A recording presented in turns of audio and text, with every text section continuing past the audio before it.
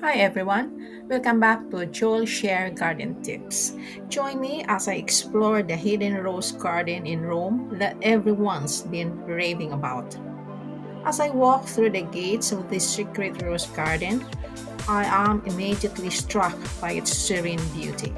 The garden is home to over 1,100 varieties of roses, each one more stunning than the last.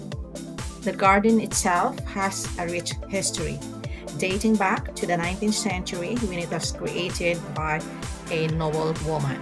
She painstakingly collected roses from all over Europe and planted them in this very spot, creating a paradise of scent and color. Today, it's a haven not just for rose enthusiasts, but for everyone looking to escape the chaos of city life.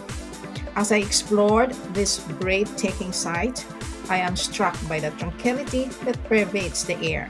The garden isn't just a feast for the eyes, it's also a haven for the soul. What's this?